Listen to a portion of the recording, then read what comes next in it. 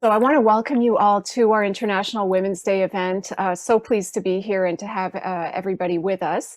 Oh, I should specify, by the way, that we are recording. We are planning to record.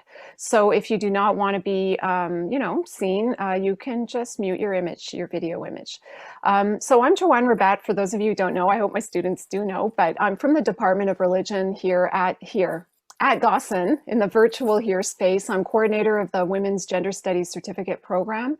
And we're very pleased to have with us today Jasmeen, Patheja, and Paromita Vohra. A lot of you have seen the poster, as well as our very own Dipti Gupta to moderate the conversation. So I'm going to briefly introduce the guests and then just turn it over to all of you, or to our speakers.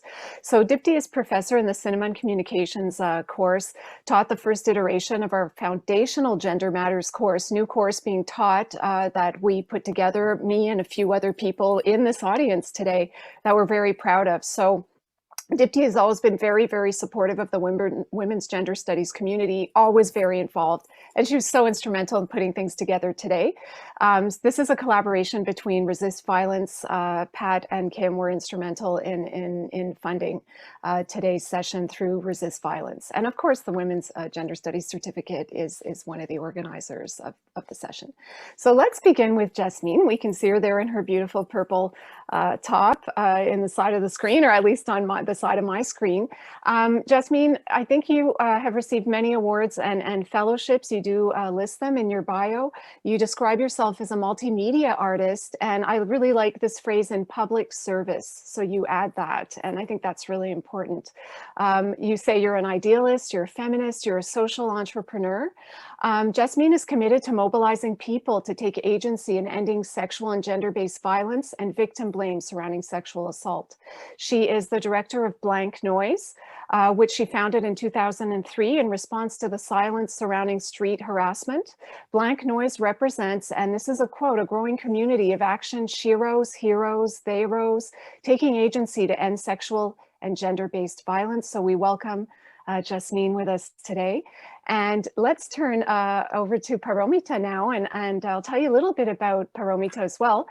So Paromita is an Indian filmmaker and author. She's the creative director of Agents of Ishq. Maybe Paromita can also tell us what the term Ishq means for people who aren't sure. A multimedia project seeking to positively represent sex, love, and desire in India. Her work explores feminism, love and desire, urban life, and popular culture. And in 2012, Time Out listed her as one of the 10 people who are instrumental in shifting how Indians are viewing and watching films. She's served on many boards and juries. She's spoken today. It's not her first speaking engagement. She's already been speaking. So we're very happy to have. I know they must have both had long days today. So Agent of Ishq, that term I mentioned before, was created to initiate positive conversations about love, sex, and desire. It provided a forum for young Indians to talk about sex and love honestly, this is a quote, without feeling uncool or ashamed about their confusions. As the caption reads on the website, they give sex a good name. This is on the website. Topics discussed feature safe sex, menstruation, conception, chromosomes, fantasies, violence, respect, and agency, pleasure, safety, and mutual consent.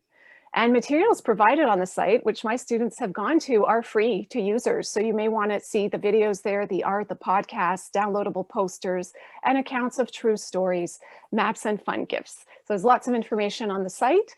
I want to thank Karina for being our administrative support today, and I'll thank her at the end as well, and everyone else. And welcome to my students and all students. And to the faculty again who are supporting this endeavor today. So I'm going to turn it over to Dipti, who will moderate today's conversation with our guests. Thank you so much, Joanne. It's such an honor to have two incredible women that I admire greatly in the same day and actually in real time. And I think this is the one positive thing that has come out of all of this while we've been at home during this time. I want to invite Jasmeen and Paromita later to just give us an introduction of their work, and then we will open it up to certain questions that the students have already sent to me as well. Jasmeen, over to you. Thank you, Deepti. Thank you, Joanne, and thank you everyone for being here today. And thank you, Paromita, too. I'm really happy that we're together here. So I'm just going to move over and move my device over and share. Here we go. I will just start with something I wrote today because it is International Women's Day. Look back and look ahead, roll your sleeves, repair and heal, repair with imagination and desire. Imagine feminist futures, what we and the generations after us deserve. To the feminist movement, we stand here in our power because of you. And with that, a big thank you. This is just going back to 2005. I and many others went around asking women on the internet and on the streets of Bangalore, is there anything that you don't leave home without? The result is just before you. Responses included safety pin, nail filer, red chili powder, hairpin. And all of these responses led to a project called the Museum of Street Weapons of Defense. This is something we were doing to bring attention to the fact that women experienced fear on the streets of their very own cities. And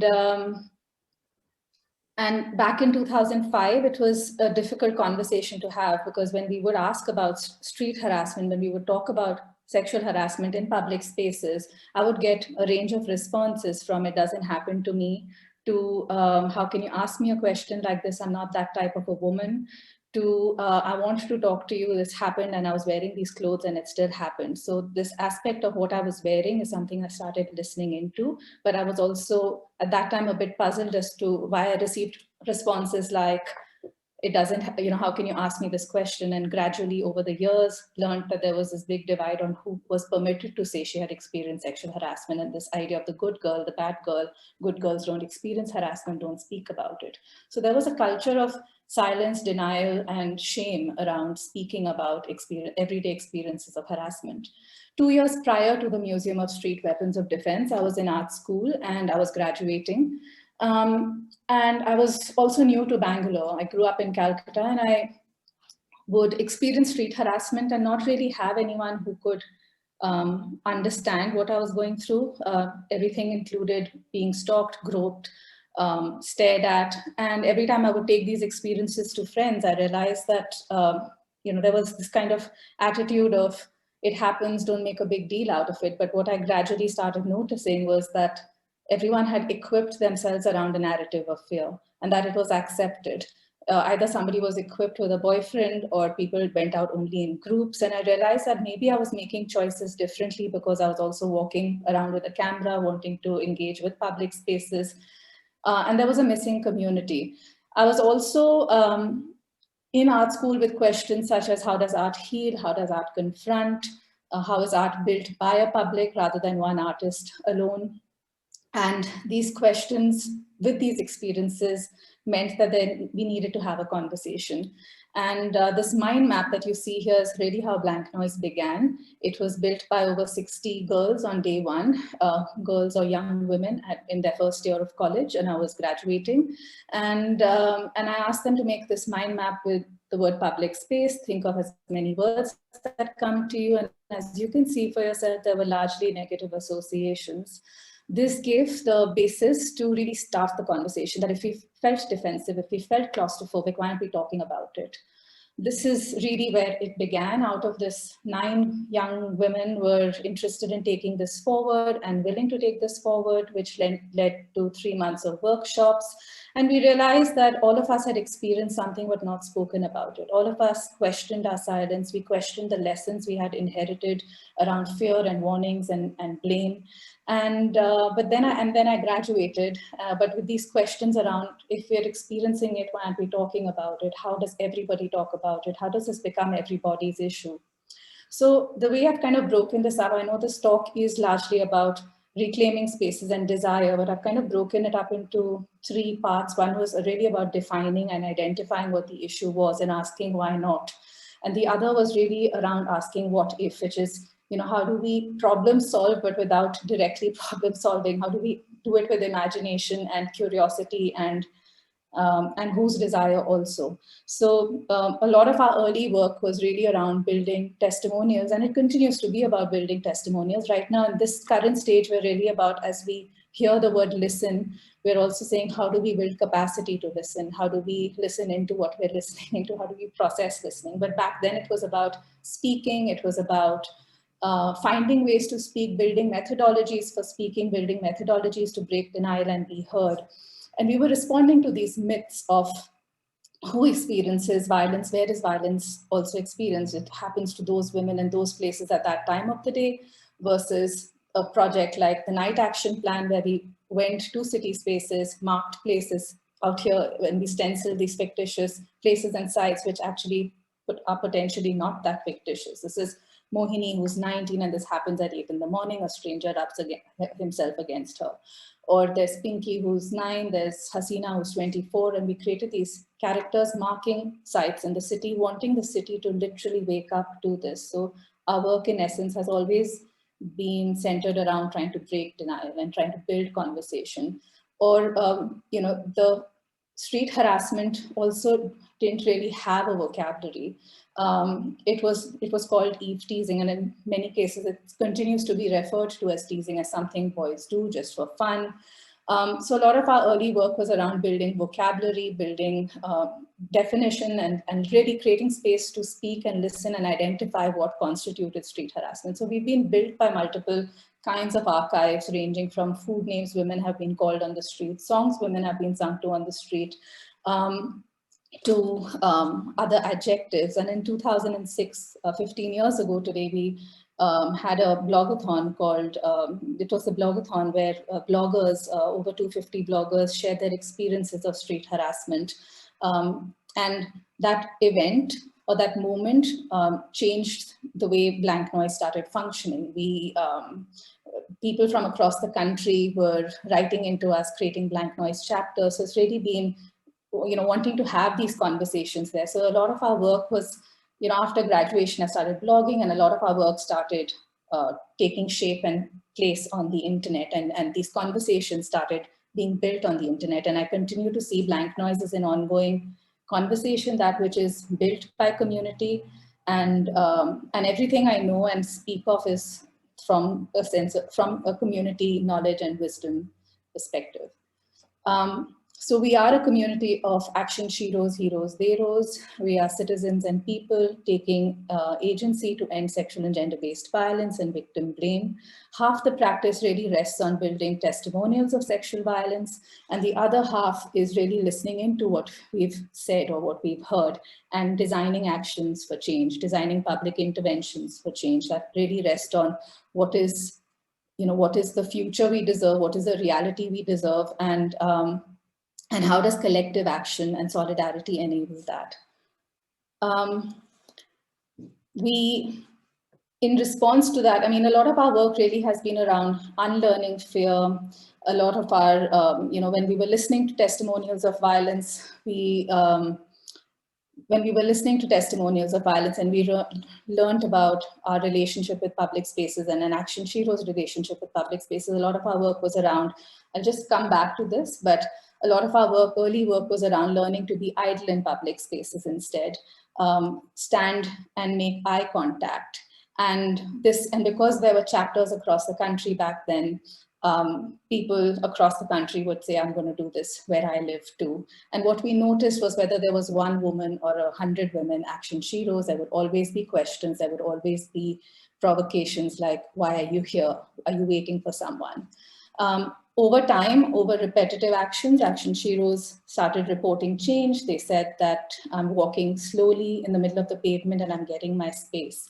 Or I'm walking with a skip, or I'm walking or swinging my arms, which really inspired this text, the step-by-step guide to unapologetic walking. So a large part of our work was really, and has been and continues to be, about confronting fear, confronting the learnings that we've inherited, and working towards really creating a new memory for the body, a new experience for the body, and to sort of disrupt the intergenerational transfer of fear, and also to build a relationship with our public spaces, with our cities, with our lives, that's really rooted in pride and belonging and not fear. Again, in the interest of time, I will skip reading this, but this is the step-by-step guide to unapologetic walking. We also did actions over the years, such as Walk Alone, where we had invited fellow action sheroes to identify places in their city that they hadn't ever been to, and whether they feared them or desired them, and to go there. And to do this as a collective action. So whether there's somebody in Berlin or somebody in Bangalore, these actions were happening simultaneously, or at least across time zones in one day. And it was a way of confronting our fears, questioning our fears, which are the kinds of places I've been taught to fear, which are the kinds of men I've been taught to fear, and why, and is there bias in fear? So these were some of the questions we've been exploring over time. As we've worked to unlearn fear, as we've worked to name things and give experiences a vocabulary, and we continue to do so, back in 2008, we did an event, again online, called Make a Wish, which was really around inviting and facilitating responses on what is the one thing you wish you could do in your city. That year, I'm usually facilitating. With this time, I took the chance to also make a wish for myself. And that year I wished to be able to sleep. So the following year, a group of us wished to be able to sleep in a public park. The following year, a group of us went to Bangalore's Cubbon Park, and I tried very, very hard to sleep. I went equipped with a mat and a cushion. And as much as I tried to sleep, I would wake up, even in the presence of a community of 5, I would wake up with the sound, and I would wake up in fear and realize it's just a dog, it's just a leaf. And at that moment, I lay there realizing that there are more of us really in fear of each other than with the actual intention to harm each other. And how do we look at trust as a defining point to build this conversation? To how do we work from trust rather than defense? In a climate which was then really about pepper sprays and now even more about CCTV cameras, how do we put trust as the premise, as the starting premise? So that's when I lay there imagining thousands of women really sleeping in the parks, sleeping in open spaces. And I questioned, what would it do to public spaces? What would it do to the memory of a place, and also our memories as we did so? So I'll come to Need to Sleep in exactly 2 minutes, but between, again, going back to listening and listening to narratives of sexual violence, I started listening into the fact that women often remembered what they were wearing. Or for the women who did want to speak to me about their experience, they would say, I was in my school uniform and it still happened. And I was in a traditional garment and it still happened. And I started listening into the memory and the fact that people brought it up in a way to check in with themselves. So I never asked for it as a mission or as an idea. Was really born then, where I started asking more and more people, do you remember what you wore? And there were hands that would, go up. And this is a question I've been asking over the years across geographies. And regardless of where I ask, the hands go up saying, yes, I do remember. So what is it that makes women and girls in so many places remember? And so I never ask for it is really about bringing that garment we wore when we experienced violence. That garment is memory, is witness, and is voice to an experience of sexual assault. And what we are working towards is building 10,000 garments and in 3 years. And the reason, and installing them in sites of public significance. And as I say 10,000, I'm conscious of how monumental that sounds. And I say that only because it needs to be, and only so that it can propel and enable collaborations, and it can be built together, and that can really force, and not force, but it can really enable imagining solidarities also, and not assume solidarities at the same time. So again, and I never asked for it over the years. As yes, in the beginning, it was really about realizing that it doesn't matter, clothes don't matter. But over the years, it's really been, I think since 2012, where India witnessed and experienced the Delhi gang rape, and it really kind of, it made me think about how I also, I mean, in that moment of where there was so much attention finally to this issue, in a way like perhaps never before, it really made me think about who's the man on the street, who's the man at home, who are we as action sheroes in public spaces? Are we those action sheroes in private spaces too? Or as we fluidly go across spaces?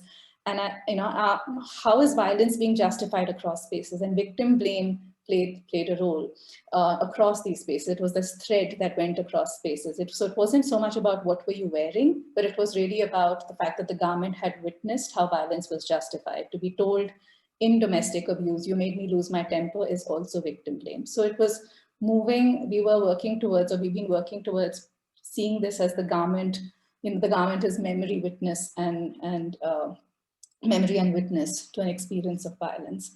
Again, in the interest of time, I will skip this video, but I'm assuming, I can play it if we have time in the end.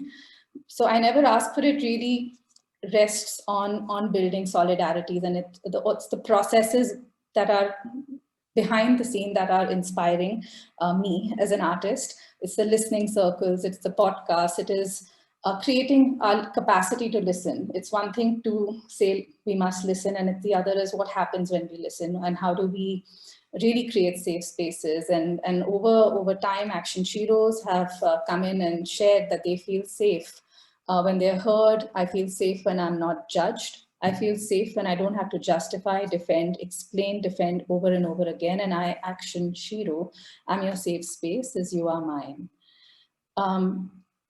I really feel that between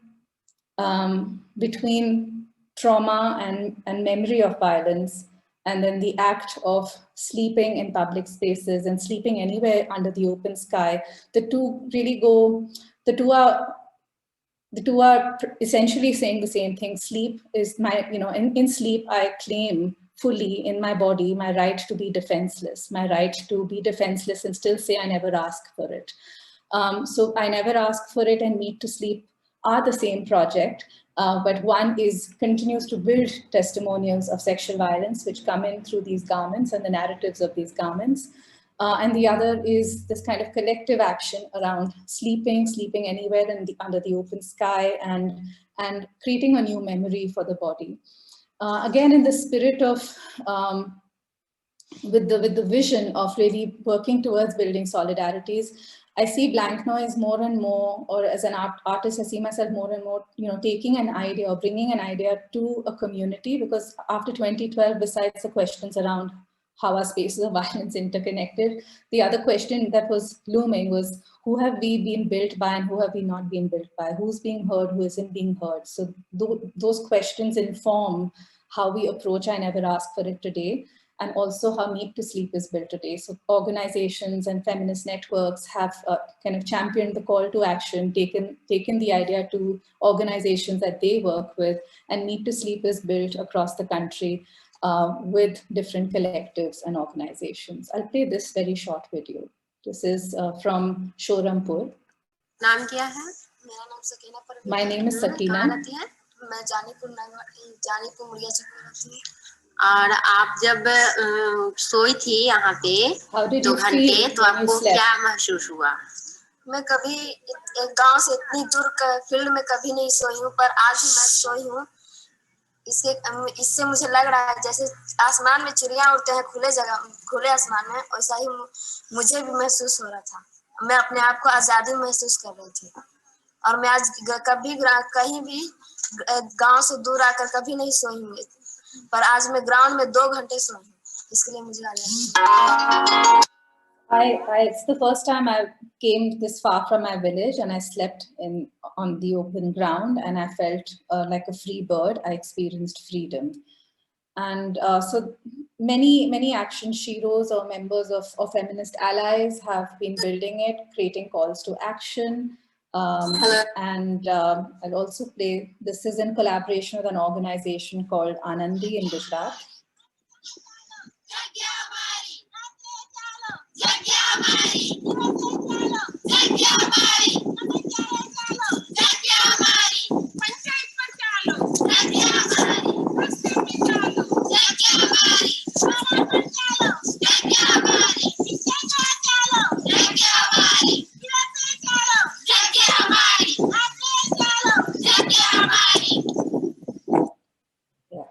And again, I will several organizations, and I mean, we're also trying to work out ways in which it's not just an event, but how do we build solidarity and have conversations. So that's kind of where we're at right now. But yeah, but several action sheroes and feminist allies in conversations have spoken about how we are negotiating expression and freedom even at home. So even to sleep in the terrace or even to sleep at home means we have to cover up. And so there are these kinds of conversations that are happening behind these photographs that you see. After every Meet to Sleep event, we do have conversations on how did you sleep? Could you sleep on your belly? Could you sleep on your back? Did you sleep next to someone? So we try and through these kind of collective actions, we're also creating space to understand our bodies and the memories of our bodies, and also offer being a safe space to each other in that process. I will close with this, and if we have time, I'd love to share the I Never Asked for a video. If not, I think I can stop for now. Thank you so much. Jasmeen, thank you so much for that. I really appreciate it, because what you have just spoken about resonates for the entire world. It's not just local to only a specific community or a group or a society, but just to every single person, all of us over here, trying to create safe spaces in every part of the world also. I'm going to invite Paromita and then get back. We'll open up the questions right after Paromita's presentation as well. And then it'll be great if we can put your hands up or leave the questions on the chat as well, whichever way you feel comfortable. Paromita, on to you. Thank you.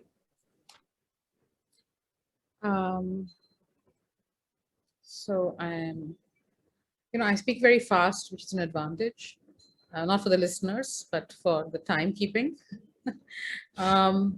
Okay. So I'm going to talk about Agents of Ishq, as you know, and about why the idea of Ishq matters, and why the frame of love is a radical frame for understanding things, a radical feminist frame. The word Ishq is Urdu Persian word, which sort of combines the feeling of love and sex, which is why we chose it, where it doesn't divide between the two, and it roughly means desire.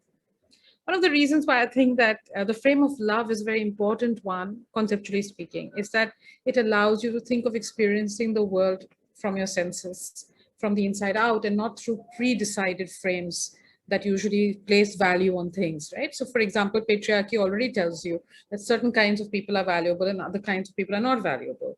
But love disrupts that value system and then makes you care for someone you're not supposed to care for in ways you're not supposed to care for. And it therefore alters the world, I think. We see that a different world is possible. I also think that, most of the time, when we speak about social change, we speak in the language of war, right? We say there is an enemy, that is tradition or some social evil, and we have to, there are targets we must meet, we must capture the truth, there are saviors, there are victims, obviously, because in order to have saviors, you need to have victims. So you're constantly finding new victims. Sometimes that victim is yourself. But there's contempt for the thing that you don't agree with. And in contrast to this is the language of love, which is a language of pleasure, of possibility, of curiosity, which I think is a very important quality that we underrate, to try to understand why something happens or who somebody is, rather than decide already what their identity makes them mean. It's also about seduction and charm, trying to use art to please people, to make them think about an idea. It's about creating communities. In the case of actual relationships, love creates a community of lovers, right? Whether it's two lovers or a community of polyamorous lovers. And it's about co-creation. It's about making something together. So I think that love, when you use that frame, you're really thinking of creating something that was not already there. To hack what is there and show where it's not sufficient. It's also about possibility and fertility, and it is very importantly politically a permission to value what you like and not follow other people's value systems. So I think it allows you to see as beautiful, possible, and wise what the world tells you is not valuable, and allows you to strengthen your imagination, to imagine a new world. So Agents of Ishq, I believe, is kind of constructed on this philosophy of love. It was created in response to the gang rape of 2012, we found like there's so much conversation about sexual violence finally, and there's a movement, but very swiftly, I think that the movement became, there were critiques already at the time that it wasn't intersectional enough, that there was a furor about a particular kind of rape, but there never is about rapes of Dalit women, which happen as brutally and so routinely, actually, and don't even feature sometimes in the newspaper, which at that time people reacted to angrily because they felt this was a terrible moment and one shouldn't get into these kinds of comparisons. But this is a critique to bear in mind, right? Because I think that to think about our responses is one of the works of politics in a way. Also, the internet was becoming a space for more and more socially minded entertainment. And there were a number of videos that were being created to talk about sexual harassment. It became the kind of topic everybody found easy to discuss. But it seemed to replay a lot of classism, a lot of casteism in creating a kind of villainous other who was a threat to the respectable woman, right? So I think that, I've felt for a long time, I had earlier made a film on toilets called Q2P, which looked at public space and toilets and gender. And I have often felt that the discussion on public space, especially by people of, more respectable classes, upper caste, upper class, middle class people, women especially, tends to somehow miss, who according to whom is public space public? Like, for example, if you're a street dweller, is it public space for you or private space, right? And similarly, if your private space where you have a home was built after uprooting some indigenous community, it casts into doubt the ease with which we make this division of private and public, I think. So I have always felt that in some ways we should traverse these territories constantly and question the fluidity of those territories. And I think that Agents of Ishq was created in order to also challenge this growing fragility conversation, right? That women had to be protected by their men. So I think, in short, that the conversation around sexual violence frequently became about the protection of women and not the freedom of women. And so it was a kind of a dud deal, right? Like, you thought people care about you, but it was really people reinscribing the idea that women should stay within their boundaries, that they shouldn't be, if you're going to run off with some boy from another caste, well, you're going to come to a bad end. These kinds of morality tales, they were more subtly played out. So to give an example, there was a very popular music video called The Creep Kavali, which was about how there's a creep in my other inbox. And the creep, when described, was obviously a man who didn't speak English well, who obviously came from a smaller town or not such a posh background. So I think, if I jump forward to the idea of the Me Too movement, and you see how many men who were called out in the Me Too movement were absolutely posh men from very respectable, especially progressive, so-called progressive, left liberal backgrounds, it shows you that the creep is right at home. He's not in the other's inbox, he's in your regular inbox. So I think that there is also a question for every single one of us to question the assumptions we have about sexuality, love, desire, what we think is desirable and not desirable, right? And what we perceive as violence, and when we don't perceive the same thing as violence. It is a very granular and graded discussion. I don't think that it's a discussion of absolutes. And so Agents of Ishq was created initially to try to fill this gap of conversations about sex and sexuality. And our initial plan was to, this was our opening page. I mean, it's not there anymore, but in the beginning. And we would give you necessary information, have beautiful media and honest conversations about sex, love, and desire for Indians. I think one of the things when we started, we wanted to give out information that made the body composite, right? Like, think about, this is a very popular post for us, what makes women feel hot, which of course everybody thought was like, oh, how can I turn a woman on? And partly it was, but it was also about like women getting hot flashes, and it was also about feeling very hot in the summer. So a way in which you thought of the body in a spectrum of physicality, not just not as a sexual body alone, but the sexual body along with many other aspects of the body. We created this kind of very like pop type of iconography. So Munna is like, I don't know what would be the English word for Munna, but it's like a name you call a baby, right? Kiddo. Not exactly, but it's usually used for a boy. And so he was a singing condom, and if you wanted to know whether you need to use a condom, he would reply with a Bollywood song. We had like this dating the right contraceptive, so you could swipe the pros and cons of each contraceptive, which was also trying to always expand the conversation from absolute goods and bads. Like, for example, the purpose of contraception is not only preventing pregnancy, it's also about making yourself safe from infection. And the contraceptive you choose really depends on what your sexual life and your needs are. So it was kind of trying to encourage people to think about their own sexual lives instead of just being, given information top down, and to do it in a language which was rooted in their everyday engagement with dating, love, relationships, and fun and pleasure. And a lot of, pop culture of all kinds of backgrounds was used. We also started to do stuff around sexual culture, like saying that, monogamy is not the only kind of relationship people have. People have friends with benefits, amory relationship, a polyamory relationship, anarchy. Toko Talks was my favorite, too complicated to explain. So continuously expanding the possibilities of what one defines as good love or sex, away even from the respectability of those people who are speaking on behalf of women, right? Because I think that we can very easily fall into like, what is respectable sexuality, respectable progressive sexuality, and I don't think we should do that. One of the ways in which we were trying to break the dichotomies and binaries that keep coming up, like yes means yes and no means no, was to, combine, not make a hierarchy between love and sex. One of the things that I think people will identify with is that in the old days, people thought love is superior and sex is a base thing. And now it seems that it's really, people are trying very hard not to fall in love because it's uncool and everything has to be casual. So you're just like reversing the hierarchy, but you're maintaining a hierarchy. So instead to try to break this binary and to say that it's a kind of fluid continuum, different types of feelings in different relationships at different moments in time, and the body itself is full of everything, right? This hierarchy of love and sex, like love is not on some superior plane because everything is in the body, including love.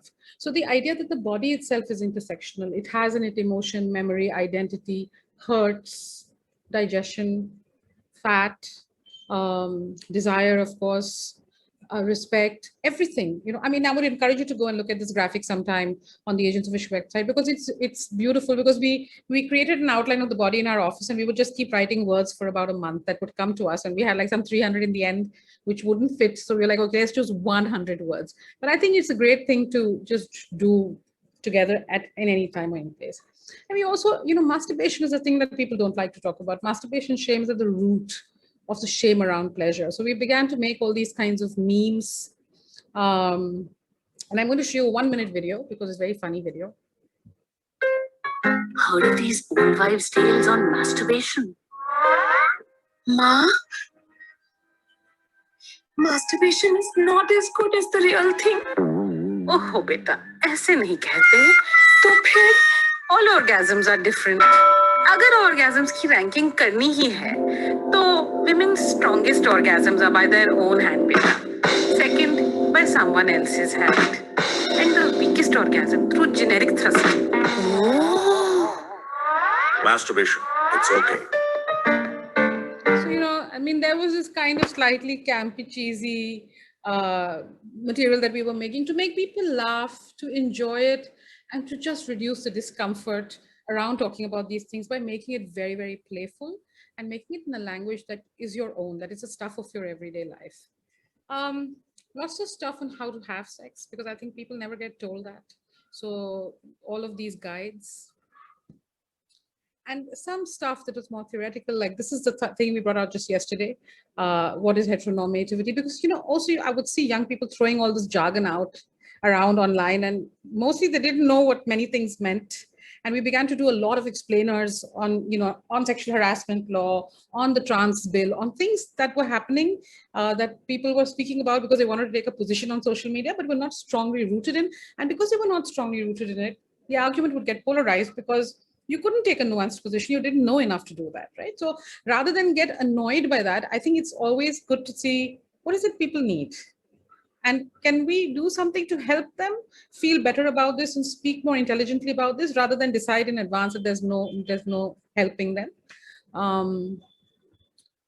The other thing, this whole language of the creep, that you can't make a move on anybody. So how to make a move without being a creep, right? So it's like a checklist, like a flow chart. Like, do you work with this person? Are you in the situation with them? Were they sleeping when you wanted to make a move on them? So all the things. So to take away this kind of censoriousness and say that, you know, there are times when it's possible to make a move on somebody. It's just not, because what would happen is that every time there would be a conversation about Me Too or like Aziz Ansari case, people would be like, oh, romance is dead. That means nobody can make any kind of virtue on anybody. Like it become this kind of gloom and doom about love and sex, right? So to separate that kind of argument and make it very practical.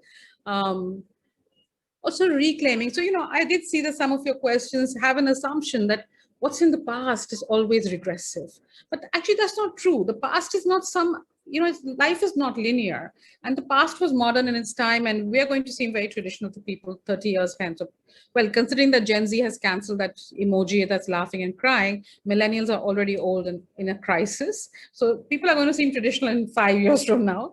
But the idea that there have always been strands which were playful, progressive, sexually open in a culture. It's not absolute, but it's present. We can recuperate them and we can join them with the present.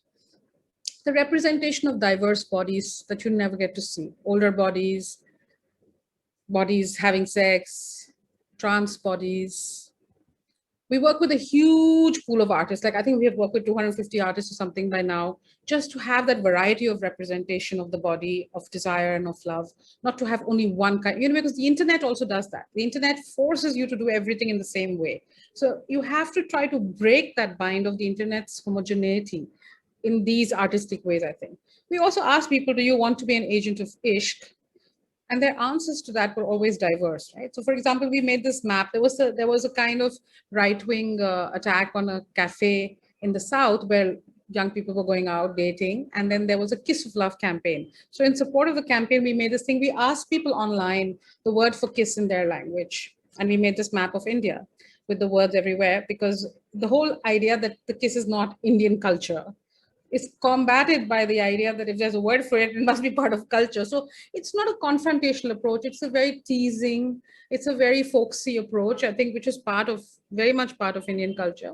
This map on love I've just put because it's very beautiful, but it was similar to the Kiss map. Many people's accounts began to come in. When we asked, do you want to be an agent of Ishq? People began writing to us with their intimate experiences. We had not expected that.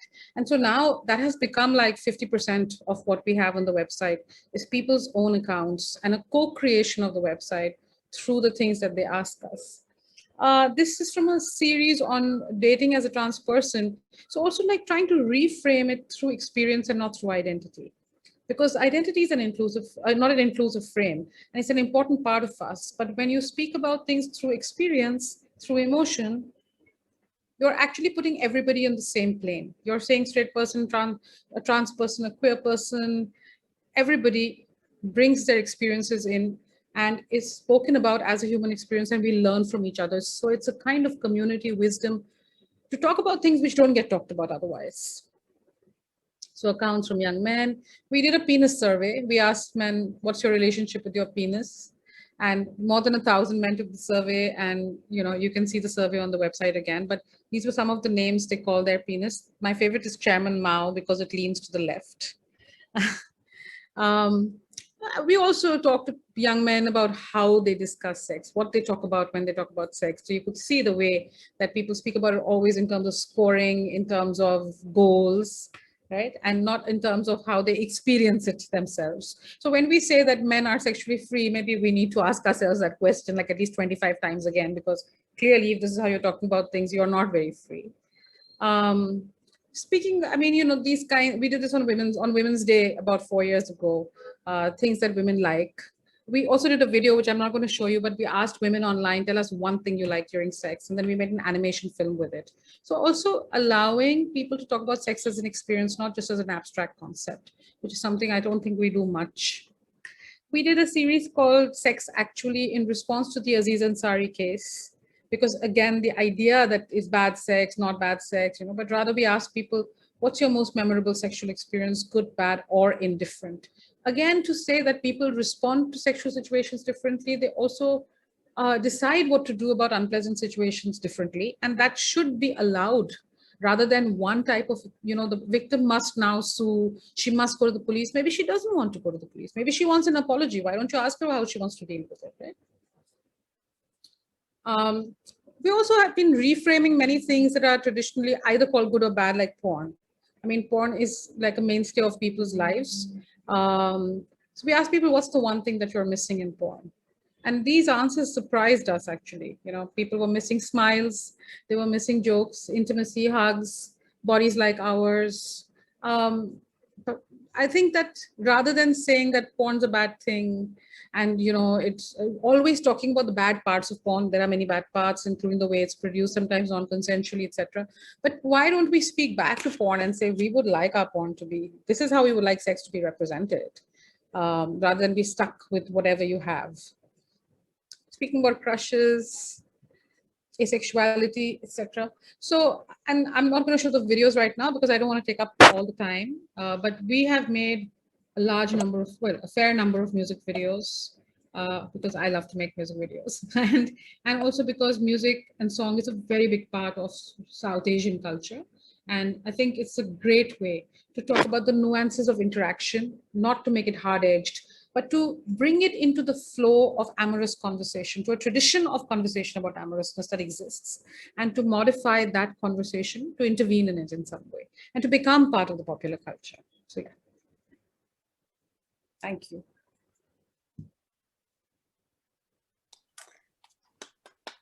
Thank you so very much, both of you. Thank you, Paromita. That was absolutely fun, and giving sex a good name and giving a whole different twist to how we look at sexuality, desires, and our own bodies.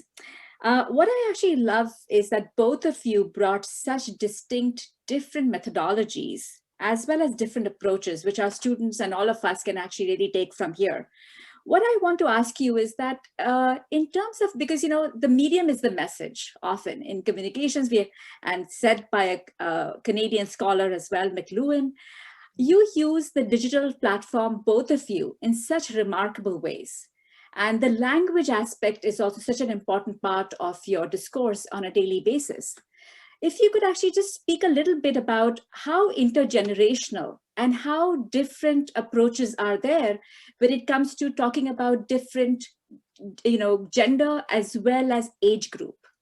If you could just elaborate a little bit, because I know that Jasmeen is working with her mother as well. Some of the students were really keen to know about the kind of work that you're doing with your mother. And if you can actually talk about that experience and from your own perspectives, whoever would like to take the floor. Jasmeen. I come to my, so you're talking about the need. Could you actually, Paromita, could you go first? Because I just need a moment more and then I'll come in. Yeah. So I think, obviously the internet is a space that young people use, no doubt, but I don't think it's used only by young people. And on Agents of Ishq, one of the things that we feel is that in terms of creating a community wisdom, it also means an intergenerational wisdom, right? Like to see people in pockets as like populations, which anthropology has traditionally done, that young people are one way and older people are another way. I don't think that's accurate to what is actually happening. I mean, yes, there are some broad generational experiences, but I think there's a lot that people learn from each other. And what we found is that, Agents of Ishq is 5 years old. And I would say that one of the interesting things we've seen is when we started out, there was the language around sexuality was a lot more in that woke kind of mode, right? But I do think that in these 5 years, we've seen a shift. We've seen greater vulnerabilities being expressed. I think people are asking more questions about sexuality in all generations. So parents are also wanting to find a language to talk about sexuality with their children. Young people are able to ask questions frankly in a way that I don't think they were doing 5 years ago when we began, right? Now, that may be partly true of the Agents of Ishq community, but the Agents of Ishq community is made out of regular people on the internet. It has grown steadily over the years. And we can see that the people who are coming in are not all urban English-speaking people. The composition across gender is changing. So I think that the internet as a space, of course, is it has a broad sweep. I won't say it's all inclusive because it's not. Because the internet's algorithms make sure that certain things trend and other things don't trend. So you're always fighting that. And I think that the worst thing that you can do is to become a victim to that and say that, I'm going to chase the big numbers, because the enticement of the internet is actually about numbers. But the enticement of the internet should be about being able to say things we want in a variety of ways. And I think that finding artistic ways of disrupting the algorithm is very important, very radical task. One thing I'll say at a technical level, though, a big shift that has happened generationally is a greater and greater use of video. I think that in a certain, up till 3 or 4 years ago, people were still very interested in text and meme. They still are, they still read narratives, but the tendency to make video, and for a really younger generation, like Gen Z people, they do want a lot of stuff to be in video all the time. So I'm curious about where that will go, and what's going to happen, because unlike the North America and India, TikTok is banned. So we only have the very, very rigid and very hipster framework of Instagram Reels right now that people are using, and it's very elitist framework. But yeah, I don't know if that answers your question. It does. I mean, we are trying to actually understand, like, there is constant conversation, overlaps, and not every young person has access, and not every old person has access. So where do you, yes, jump in. I just want to say one other thing that, from the start, like the fact that Agents of Ishq, I feel it's important that Agents of Ishq is run by somebody older, because there is another memory, right? A memory which is not only about the internet. Because I was 28 years old when I got an internet connection, when internet connections came to house. So I had already lived my one full adult life. And then I always say that the internet gave me a chance to have a youth, because I was such a dorky kid, right? But the thing is that there is feminist work that has happened on the ground, like huge amount of feminist work that's happened on the ground, continues to happen on the ground, which is not always visible on the internet. So Agents of Ishq, from the beginning, we always did a lot of work on the ground with grassroots groups. Like we did workshops, writing workshops, podcast workshops, and created that material, brought it online. So there is a kind of desire to continuously intermingle these spaces. And I do think that they overlap, and increasingly more and more people have internet, but there's a lot of wisdom and experience outside the internet that is not on the internet, and the internet needs to be nourished by it as well. Yeah, if I could just go ahead, Jasmeen, and then I'll come back to that. Go ahead. Paromita, actually, because that takes me, because you have done a lot of work in the schoolyard as well as in private spaces and so on. So your way of actually trying to draw people is so diverse. So could you just speak a little bit about that, But because I find that, this atomized way of reaching only certain populations, I think that I'm too ambitious. My idealism is too ambitious in a way. And I'm always reminded of Sonal Shukla, who is a feminist activist who started a library in Bombay called Vacha. When I made a film called Unlimited Girls about feminism, and I asked her in that film, what were the goals of the Indian women's movement? And she said, to change the world, nothing less. And I thought, like, that's right. That was a stupid question. So the idea that you want to change the world, that you want to go everywhere and do everything, that's certainly who I am. And also, yes, I'm a maximalist. I'm a very Bollywood kind of character who believes in that kind of a go everywhere. I don't necessarily think it's the best or only way to do things. It's just it happens to be my way, because it's also my personality, let me say. That I feel that the work that combines that queer work, which doesn't fit into a category, which doesn't belong only to one population, which continuously goes from place to place and sits in the middle of things, For me, that is where the human experience is. That is the little liminal space where we liberate ourselves from what we're supposed to be. And there's a huge amount of wisdom in that space.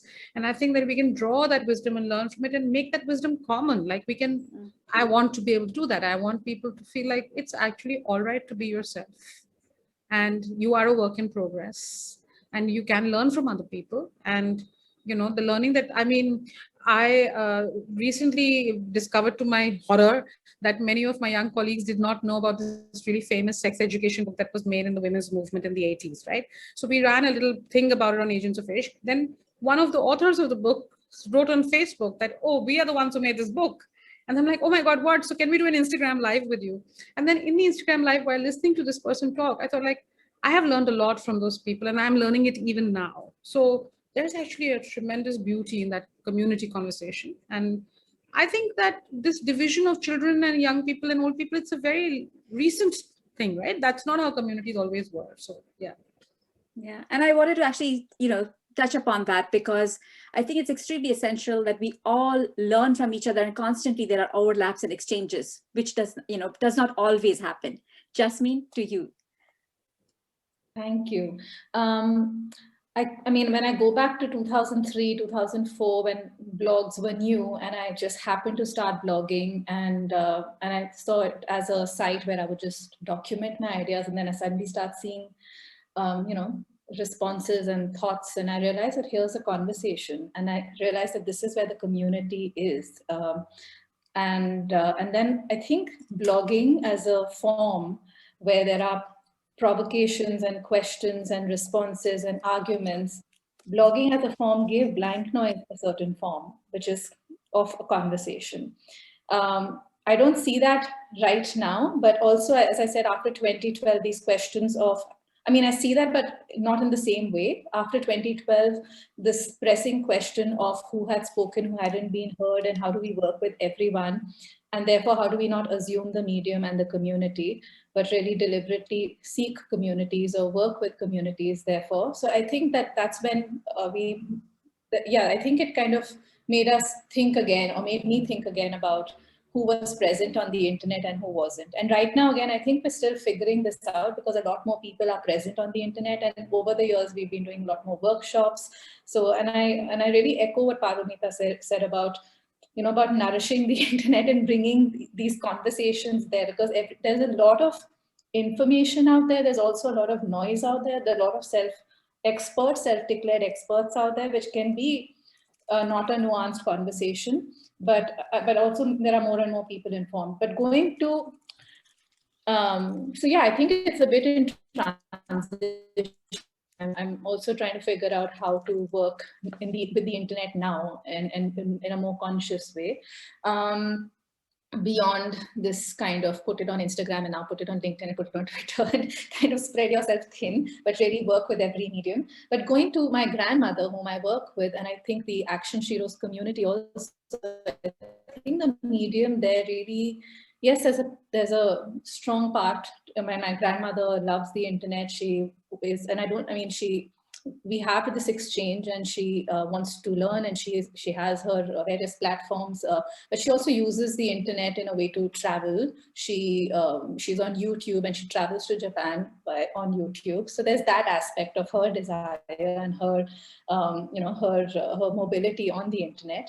And the other part is really around the body as the medium, because both my grandmother in her journey to being an actor and Action Sheroes also in confronting their fears and building these collective actions together are, the body is doing that. They themselves in their body are doing that. So the body is the medium and the body that's creating this new experience, this new memory together, whether it's in collaboration with my grandmother one-on-one or whether it's the community. It's about, what can we make possible and how does this body build a new memory, a new experience. So yeah. Could you tell us a little bit more about that? Just a slightly bit, how are you going about it and how's your grandmother responding to these aspects, if you want to share? Well, this project or this collaboration started, I think, back in my childhood, where I spent too many summer afternoons, not too many, never enough, but many summer afternoons with her. And she would always tell me, today you're the pilot, today you're a flight attendant, tomorrow you're the prime minister. So I had these varying roles. And as I grew up, I realized that there was something that she wanted from her life, a sense of feeling, I wish I had been a designer, I wish I had studied architecture, I wish I went to medical school. And she has had this life of partition and and migration and her education was stopped at the age of 16. So I kind of gradually realized that that's what she was seeking. It was rooted in her desires, and that's where this collaboration began, as an exchange, as a conversation mediated with a camera, and over the years she's been a politician, or she's been, or she's been a fairy or a princess, and it is she and I together, and she mostly negotiating her fears. She's confronting herself as she's claiming that frock that she wore in a park in Calcutta and was worried about any person she knew running into us. So in some ways it has parallels with what action heroes do in Blank Noise, where we are imagining the world we deserve, the bodies, the kind of defenselessness our bodies deserve, and making that happen. So they both speak to each other that way. Yeah. Dipti, do you want to take questions from Yes, please. the audience? Absolutely. So if anybody would like to pose a question, maybe we could use the raise hand feature, or you can put it in the chat.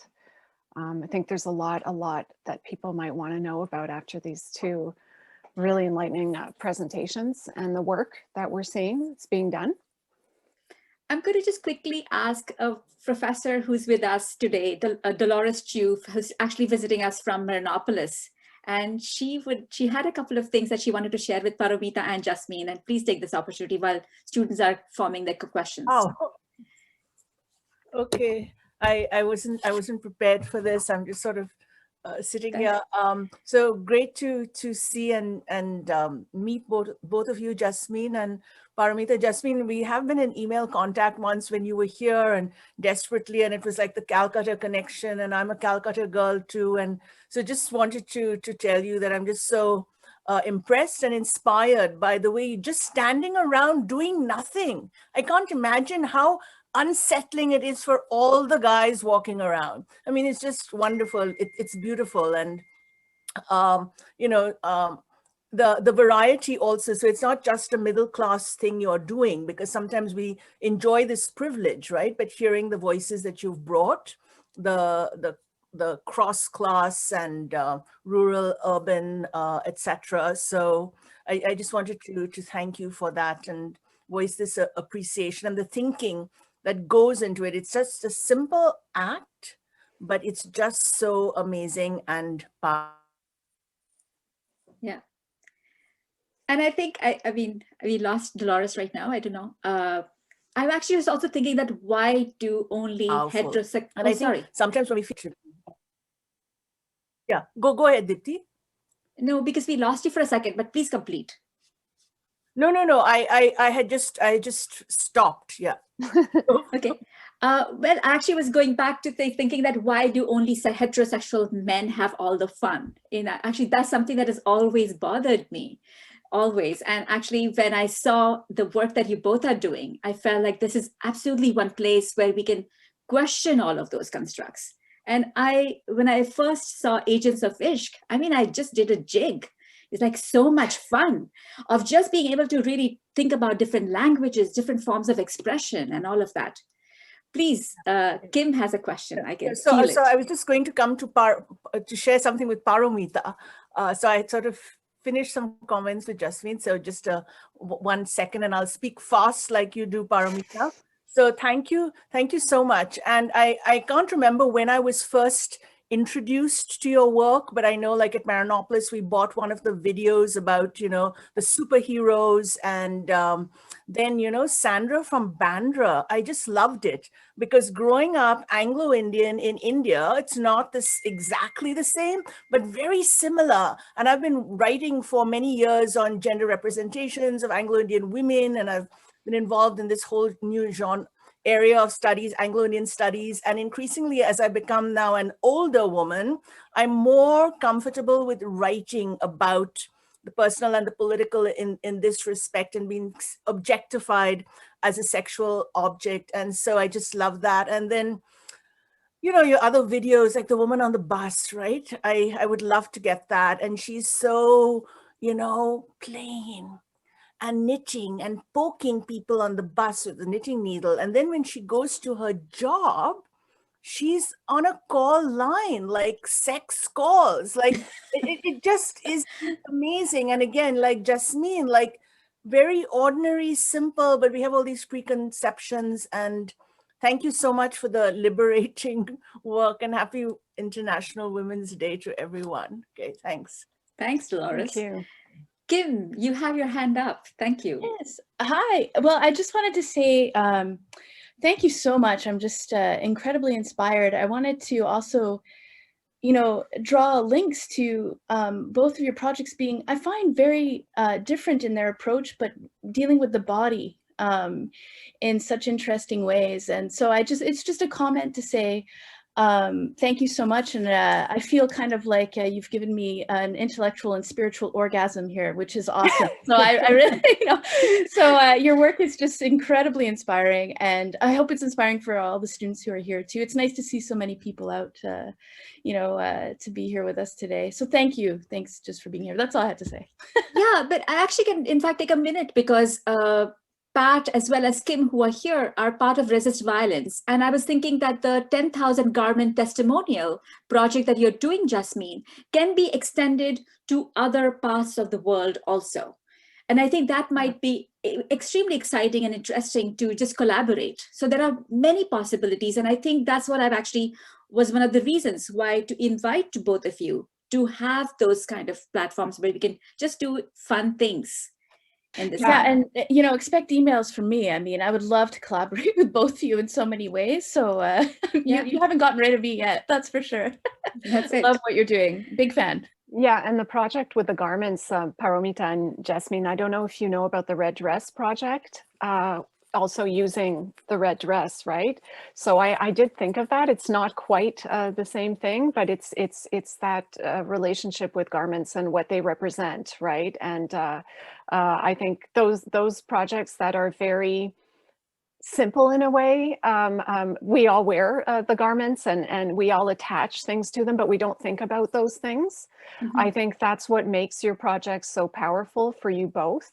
Standing, doing nothing is not really standing and doing nothing, actually, but that's not how we on the surface of things conceptualize it, yet it sends a message through simple actions. Like that's what I hope a lot of my students or all of the students who are here today are realizing, or perhaps they're already aware, that simple actions carry a lot of weight and can bring about change. So it's not necessary to revolutionize in a huge way, what we think is a huge way, right? And the power of being together and creating communities.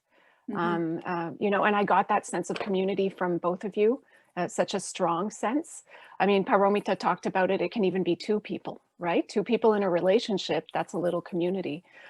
So I hope that it's making people sort of think about activism in a different way today. Mm-hmm. I'm going to ask Patricia Romano to jump in. Thanks, Dipti. Oh, this is amazing. I was writing down notes as you guys are talking. I loved, and bringing back to Joanne's point, I love the idea that you're really emphasizing resistance as an everyday act, right? To the simplicity, but the brilliance and beauty of all of the work that you're doing just was really inspiring, so universal. And a couple of things that I really jumped out at me was the depth of these very simple, but the depth of these acts, in a sense. Like I loved,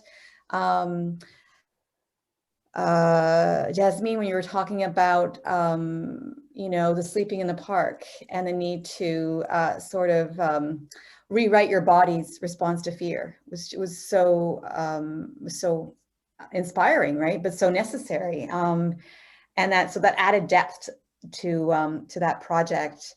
And Paromita, when you were mentioning how our responses are part of politics, and that we need to think about experiences, not identities. I mean, those spoke to me so much. So thank you so much, Dipti. Thank you for putting all this together. But just amazing. I loved it. I have a very important question from a student. They want to ask you is that both of you, do you have any advice on how to approach parents with very conservative views and about educating children or sex when they view it as taboo? How would you, brace that subject with very conservative parents? I'm going to respond because I've been thinking about it a lot, right? And I think that it's very difficult if you decide to suddenly discuss the taboo of sex with somebody who's very conservative. It's a kind of confrontation that is not doomed, but that's difficult. But I think that what we need to start talking about is not so much sex as pleasure. If in case you happen to be South Asian, you'll really recognize this example I'm going to give you. So there's a young woman in a television show that I made. It was a documentary-based television show, and she used to like this rapper a lot. She'd come to Bombay to be a movie star. She was a horrible actress, but she just did not want to be back at home in her small town. And she met this movie star, and she called her mom and said, "Guess what? I met this rapper. I met this rapper." And the first thing her mother said was, "Well, what's the use of that?" Right? So and she says, like, "What's the use?" means I felt happy, but actually that doesn't know. So what, right?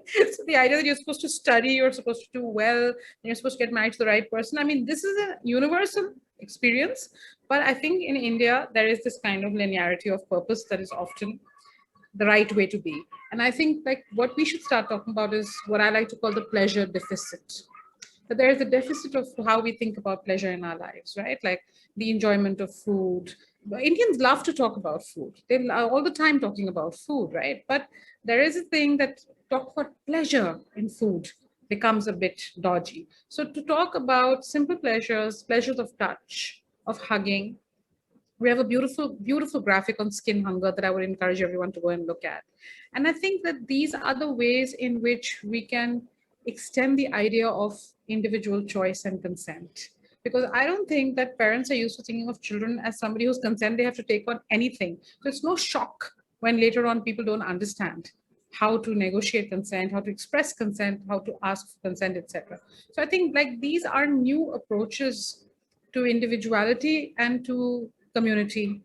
That's always the dilemma of life, right? Like, how do I balance the individual I am with the community that I wish to belong to at many different levels, right? So I think to talk to kids about the idea of pleasure in life, the idea of what you want is important. If you want to do something extremely instrumental and useful in the immediate moment, one article you could go and read by a sex educator on Agents of Ishq is called why we need to go beyond good touch and bad touch, why it's not a helpful thing. So this idea of good touch and bad touch, which actually has been more damaging for many young people who are not able to control the so-called bad touch that they are subjected to and who might sometimes experience pleasure in a forbidden touch. So to change that discourse to safe, unsafe, and confusing touch, and to talk about children and consent, I think this is a good starting point to show it to your parents and say, like, there is a different conversation, because parents only agree to sex education when you say it's going to help with child sexual abuse. Otherwise, they don't want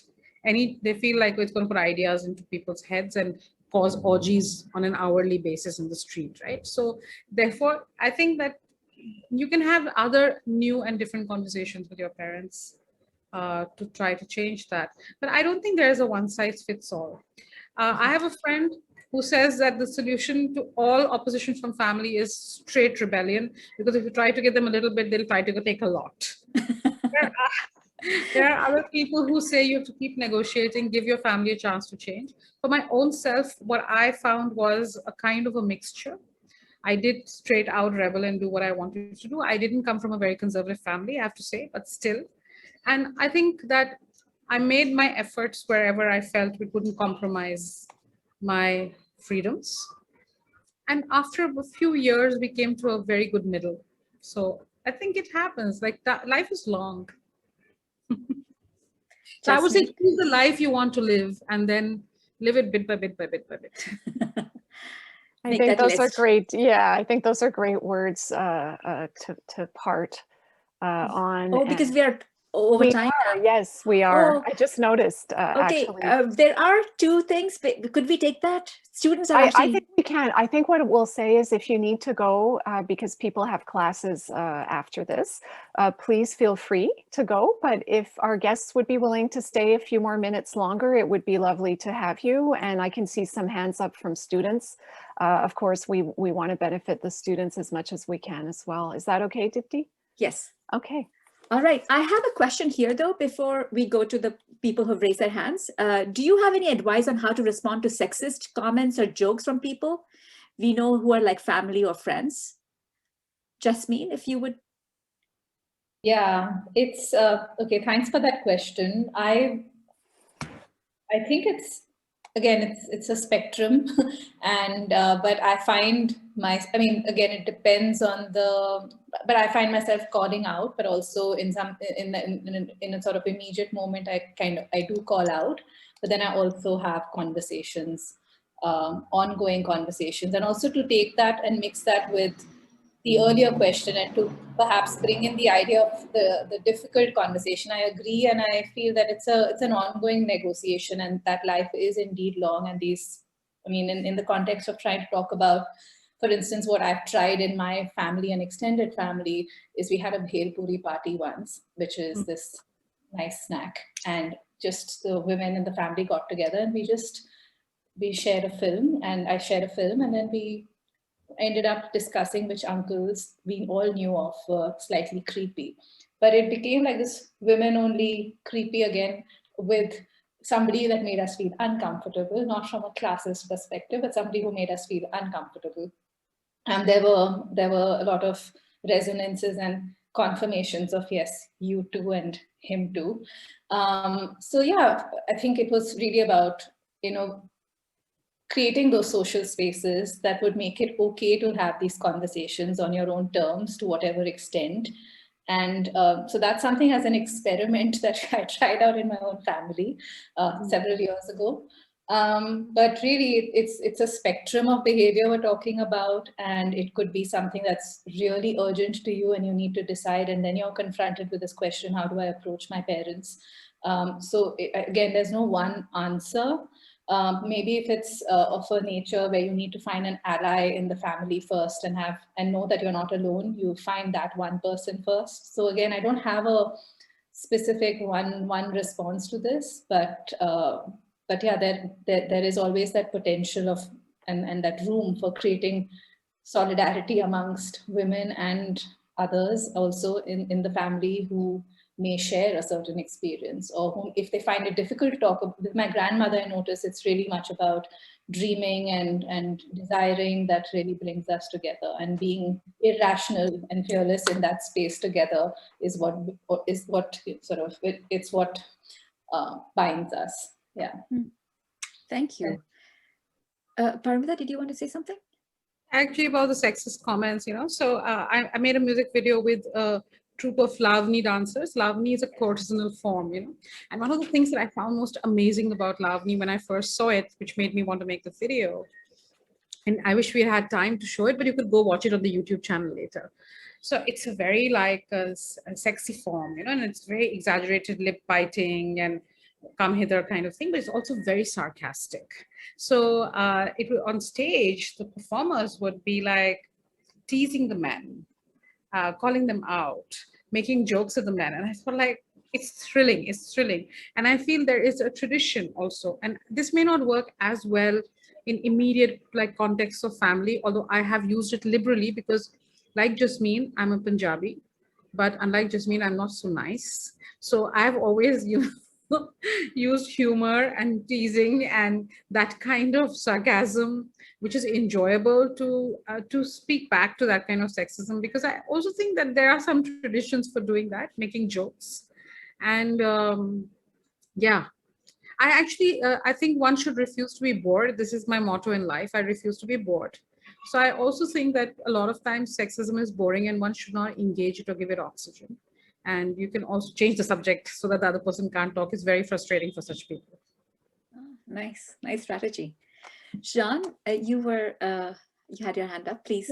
Hi. So it's more of a comment. I just usually every year for International Women's Day, me and the women in my family, we meet around a table and we talk and we celebrate. And my grandmother asked us to each pick an important woman that changed, the women's movement in a way, and we have to present her at the table. And for me, with the pandemic, we haven't been able to do that. So I'm really grateful for this conference because it allows a celebration, I think, while also allowing discussion and dialogue. And what is nice is I'm going to call my grandmother after and my mother, and I have new, more modern role models to present after this discussion. And it feels really nice to have new role models and be able after that to talk to the women in my family and present what you said today. And I'm really grateful for it. So thank you. Awesome. Thank you for that comment. we had Mia and then Rovnesha and then Dino. Go ahead, Mia. Hi. Firstly, I want to say too that everyone who helped organize this is so inspiring to me. So thank you so much. And now I'm deciding as a student now what to do in life. And I know this is the kind of work that I aspire to be involved in. And I saw my own West Indian culture in the work presented today, and it was very beautiful. But I have a question for Auntie Jasmeen. I'm wondering if you think studying art helped you accomplish what you have with Blank Noise.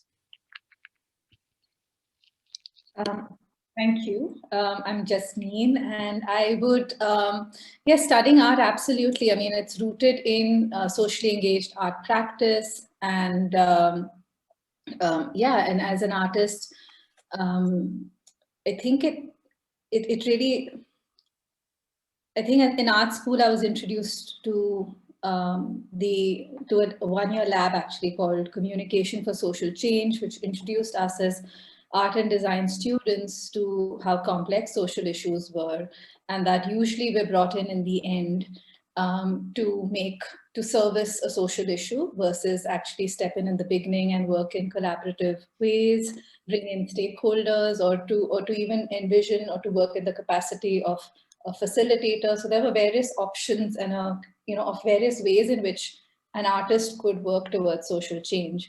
So I feel, yeah, and so for me, Blank Noise, while it looks like a small organization and a larger, longer collective of now 17 to 18 years, it is an art practice to me, and I approach it as such. It is about building methodologies, designing interventions. It is about exploring deeply what the question, what if, could be, so it is about designing collective actions. So it is, yes, so it is an art practice, and it offers me, yeah, and it's also, it didn't come scripted. It didn't tell me that this is what you should do as an artist. It was also about learning from community. Also in response to what Dolores shared earlier, a lot of the thought and the thinking and the nuance actually came from the critique of the community, the questions from the community. So I feel like I'm more of an oral storyteller of sorts, because I'm built, a lot of what I receive, which is also not on the website yet or not written anywhere, is lots of people's experiences that I'm carrying with me. So there is that aspect as well. But yeah, I hope I answered your question. I might have gone a little in circles though. Thank you for your question. Yeah. Thank you. Actually, just ties up with what Pat was also saying, is like the politics is so central to everything that we are socially accustomed to doing. Also, it's actually recognizing when that is also propelling us, and it's kind of consciously tying into whatever we all do also. Rovnesha, and then Dinu. Can I also yes, go ahead. Sorry, just to respond, because I kind of think like that. I think that also the artist is also approaching a social issue without this problem-solving approach, right? As an artist, we have the liberty, I suppose, or the freedom, or we must protect that freedom to imagine and offer a process or create or facilitate collective imagining. So I think that's also where the potential of the artist working towards social transformations or simply trying to change the world comes from. That it's not problem solution, but listening, and let's leap to collective action. And the listening inspires that collective action. So it's not the artist sitting in alone deciding all of this. And it really depends and is determined by the community. And therefore the artist must consciously seek that community or listen to different kinds of communities. So those are some things I'm very conscious of, or I'm trying to be even more conscious of in recent years. And that again was through critique in terms of which women, which persons, which identities have built Blank Noise so far.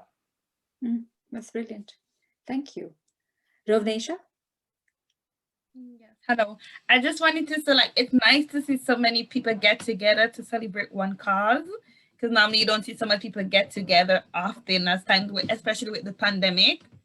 So it's good to see, and we're celebrating women, which we should be doing every day. But I just have a question. So with the reason you were talking about technology and everything that happened, and I remember my mom would always say, like back then when she was growing up, there was no technology. Your parents didn't talk to you about sex. It's something that you just have to learn when the time was right. It's not what you do when you're young. You have to wait until you actually hit adulthood, and then you're thinking about making a family. But then now since technology has come about, children as young as 5, they know how to maneuver around the internet and they're finding out stuff for themselves. It's been taught in schools. So they're not as covered as my parents was. So my question is basically, when we have children, this generation have children, how do we explain to our children what sex is, how it is supposed to be done, how are they supposed to be in love when the internet is already explaining it to them in a much complex way? Wow. Go ahead, Paromita. I think that the thing that we've learned on Agents of Ishq, both while researching it and also while actually doing the work, is that it's not only information that people want. People want to talk about things. I mean, they want to understand how they feel about something. They want to know other people's opinions, So the context of a conversation and a community of conversation is very important in order to make sense of information. So to use a completely unconnected or maybe not unconnected analogy, even when you're going to vote, you kind of like to talk about it, right? Like you want to discuss politics, you want to think your thoughts through. And I think that children often are not able to do it with their parents because of the way traditions have been across the world. And if parents can create a context where their children feel that they can come and discuss anything with them, it makes them, because sex is not just an activity. It is embedded in an entire culture and a politics of gender, of violence, of other media narratives, right? So it's not that simple as I'll just know the information and I'm going to be all set. There are many negotiations that have to be done. For instance, even now when young kids are on the internet playing games and they're talking to strangers, and there's this concept of grooming, parents have to be aware that these things exist and they have to be there for their kids without intruding on their privacy, giving kids privacy, but giving them the sense that I'm there for you to come and talk to me about anything. I mean, I think that's the community that kids seek. That's what we've understood. Most people came to know about sex from the internet or from their friends. The internet is full of bad information, by the way, because the internet often people just copy each other's information. So I think the internet's never going to be enough. I mean, it may eventually be, but not in the next 20 years. Yeah, and the best answers sometimes actually are just by having those kind of conversations with people you trust and people you feel extremely safe with. The key is to actually keep creating that network and keep creating that community. I think it was Dinu and then Kaya. Hi, thank you again. Amazing presentations. I just wanted to ask about, I'm sure you've seen in media, there's often this trope, almost this narrative of, for example, an incident of sexual violence, and then in a movie or something, it's like a driving point to question whether this was legitimate or whether the man was is being framed for something. There's this entire idea that, of men getting angry or frustrated that, you're talking about bad men and you're generalizing that it's all men. I feel like that kind of diminishes the legitimacy of many claims made by women, and it's just generally toxic. But I wonder, how do you react to that, and do you encounter it often? The narrative that it's not all men, is that the... Yeah, there's this very there was a movie released by Netflix actually, and the main driving plot point was this woman got sexually assaulted and she's saying she got sexually assaulted, and all the other characters are questioning, well, is she telling the truth? Yeah, that is, I mean, that's said. So so again, to respond to that, you're saying that there's a kind of dominant narrative where where survivors of violence who are women have to prove and are being questioned, and how do we respond to that?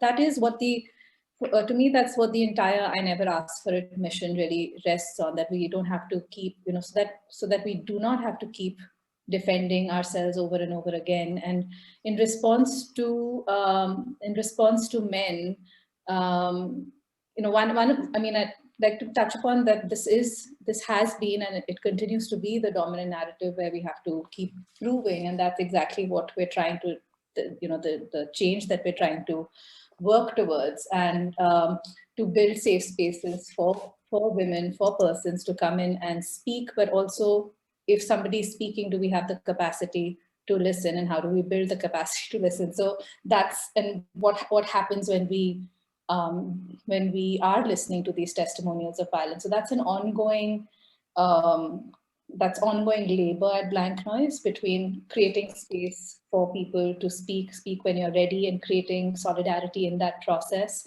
and speak if it serves you, speak if it heals you, but also we want to open questions around remembering, memory and pain, and when do you feel ready to remember. So we are questioning and working on memory and remembering, and that's one side within the community, but in an essence, it is responding to that larger narrative of having to defend yourself, of having to prove yourself, and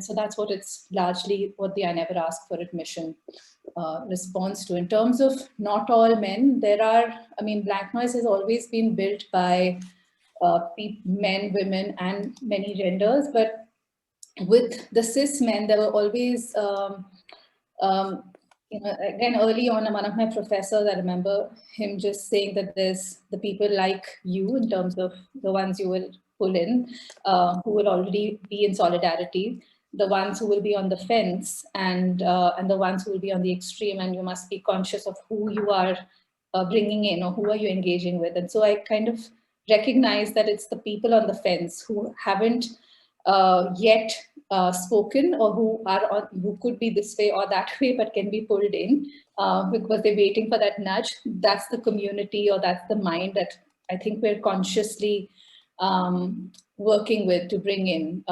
Very often when the cis men have been present at Blank Noise, we've always asked what brings you here, and we try and kind of push this good boy idea of I'm here to help a woman's issue, I'm here to help somebody, and we try and build and facilitate conversations that invites them to locate themselves within the issue and we open up space to address masculinities. But when it comes to somebody who's on the extreme of not all men, we believe that if we tighten this side, which is off the other side of the fence, or if we strengthen that side, it will ripple over anyways. So that's how we approach it. Build solidarity and create safe space for survivors to speak and be heard and not have to go through defending when the larger climate is such that we have to defend. It is patriarchal. And then bringing in people sitting on the fence, making them feel safe to come on over and let that affect the other side, and in different ways as it might. I want to respond to this very quickly, which is to say that the world is framed in a way that it creates this kind of diversity and inclusion scam, where everybody is supposed to get included in the existing paradigm and feel like they have been rewarded for it. And people who've had privilege for a long time will always try, that's why they'll say that I'm standing up for you, because they get to control the narrative, right? So when we started Agents of Ishq, one of the things was it was only going to be women and queer people. We did not seek the narratives of straight cis men at all. We actually didn't want it. We wanted the space to be defined by women and queer people. And only once we'd spent a couple of years doing that, did we start opening it up to men, right? And I think what's happened is very, very interesting, because once in a while, we've never been trolled on Agents of Ishq, which I think is kind of amazing given what we do. And the one or two times that men have spoken up in this kind of semi-trolly way, it's also been quite tentative, because that space actually is so strongly a space of women and queer people that they don't easily come in and talk like that. And I think that's how you change the terms of debate, and you refuse to get into the terms, because of whataboutery that happens when you say not all men is a way of diffusing the conversation, of taking attention away from what you're really discussing and making it about something else. And I feel one should not encourage that at all, and not allow the privileged person to take it into their paradigm, but to retain it in your paradigm. People must come into your side of the court and play ball there. not make you say that, well, you know, it's an even playing field, so we're just having a discussion here, because that's not what's happening. And in fact, you know, earlier when Dipti was saying, why do straight men get to have all the fun? I don't think they're having any fun. I feel extremely bad for them after starting Agents of Ishq. I mean, mostly I used to be bored by them before, but now I feel a little bit sorry for them because they're so strangled. They have no language to speak about these experiences and emotions. The mainstream language of privilege has only given them a language of violence, of conquest, of jokes, of abuses when it comes to sex. They have no good language to speak about their own sexual experiences. And they are, every time a straight man says that he wants to submit a narrative to Agents of Ishq, he ends up not doing it. They find it so difficult. So we have a handful, you know. So I would say that, yes, it's an expansion, it's an extension of what Jasmeen said, that you build your own paradigm, you strengthen your own paradigm, let people walk in on your terms. What is so great about their terms that you need to get into that conversation? I wouldn't do it. I also want to add one more thing is that whenever men have come in and when the question really has been, why are you here? What brings you here? So that entry really rests on their willingness to be vulnerable and what they've witnessed. I remember one Blank Noise meeting in 2007, perhaps. There were 5 men who showed up, and then each of them spoke about having felt powerlessness at some point in their life. So yeah, so that place of powerlessness also sometimes becomes a place of building solidarity or wanting to change that past or that memory. Thank you. We'll take the last question by Kaya, and then we shall wrap up because I know that people need a break also, and we will. Kaya, go ahead. Yeah, sorry, I'll make the question a bit quick. It's good to see you again, Kim, by the way. So I'm really enjoying this conversation because it's all about activism, and I enjoy having those conversations about it.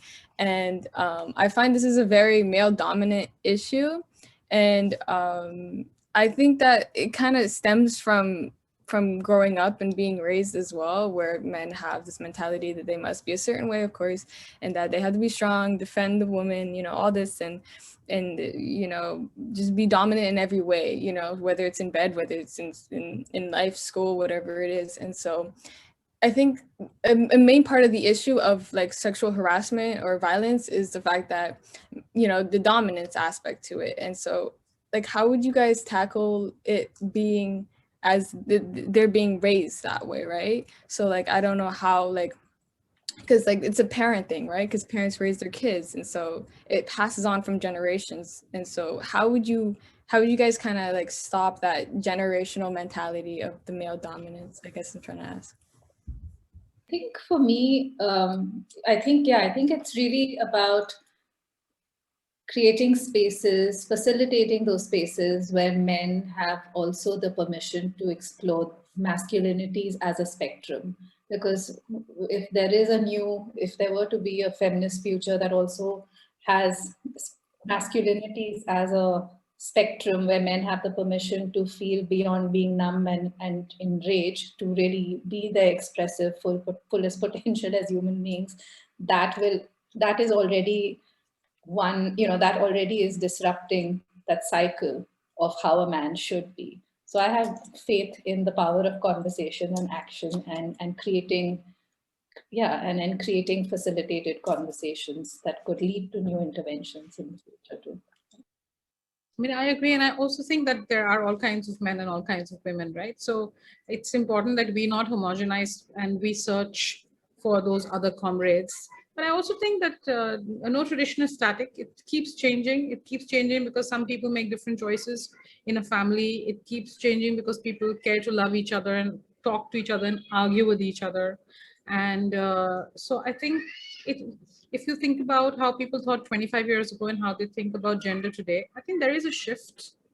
I mean, in any campus, in so many office spaces now, people are able to say they are non-binary and ask that the office respect the pronoun that they want to. And after a day or two, everybody gets used to it, right? Like, this is not even imaginable 5 years ago. So I think things change the more we stick with our change. I think that it is possible to assert one's beliefs without having to always be in a violent confrontation. We can be loving and assertive, I think, simultaneously. And we shouldn't think that love means having to give up what we are. I think that's a hard one to learn. Yeah. Yeah, it's a difficult conversation, and I think we can continue this on multiple levels as well, because I think it's such a spectrum of thoughts, it's such a spectrum of approaches also, and maybe sometimes it may be a very difficult thing to break that cycle in the first few times, and you just have to keep creating those kind of connections. I wanted to actually just take a few minutes before I move to Joanne to say the vote of thanks also, that today marks the International Women's Day, but today there is a very massive farmers' protest that is going on in India. It's the largest ever protest on this planet also. There are 250 million people, and there are so many images that are being circulated all across, and this is just one of many. I want you to learn and read about it as well and think about what's happening. And every single one of us eats, drinks, and actually is connected to the land. And we can also continue to have multiple conversation at multiple levels also, and cross-cultural and so on. So I want to thank for this opportunity by the college, by all my colleagues, Pat, Kim, and many others who are here as well. And I pass it on to Joanne. And thank you to all the students and faculty who have shown up today. Joanne, all to you. You're muted, Joanne. Rookie mistake. Although I'm not a rookie, I've been on this for a while. Thanks very much, Dipti, for the organizing of this as well. And as you said, I actually want to thank the same people that you did. And our speakers were just wonderful today. And to hear the students say that they found this inspirational for me is well, it just, lights me up. So Jasmeen and Paromita, thank you so much. For coming, for being inspirational, for the work you're doing, and also, for agreeing to be here with us on such a long day for you. I think we've put the websites up for the students and everybody who was here today, if they'd like to go to Agents of Ishq or to Jasmeen's website. So they've got that in the chat. Karina, thank you so much for administering all of the proceedings and for recording the session and for your organizational skills. Kim and Pat have already been thanked, but I'm going to thank them again and Resist Violence for being supportive of today's project or today's initiative. I hope your Women's Day got off to a really good start. Mine certainly did with this event. And keep fighting the good fight. But oh no, I'm using fighting language. I'm using the wrong language. Paromita is going to slap me on the wrist for that one. But we really appreciate it. Yeah, am I excused? I'm okay. But that just proves your point, doesn't it? So look, take care, everyone. Take care of yourselves. I know these are difficult times, not just because of other things going on besides the pandemic, like the farmers' strike in India that Dipti mentioned is a real issue there and all over the world. I mean, this is our subsistence. This is what we live from. So, so I wish you a very, very good rest of the day. And please stay tuned for other women's and gender studies events. Thank you so much for your support, just your presence here, whether you had your box turned on or a black box or a Zoom background that we provided today, you being here and creating this community with us. We sustain each other. So I can't thank you enough. Always love to hear from students. And so it was great. I'm always proud of my students when I see that they ask questions and they're so engaged. And I think from what I've seen in my class, and I'm sure Dipti, you've seen it, Kim, you've seen it, Pat, you've seen it, and all the teachers here, if this generation and what I'm hearing in class is any representation of what's in store, then we are in very, very good hands. I've really noticed that there are changes being made. So we'll bid you farewell on that positive note.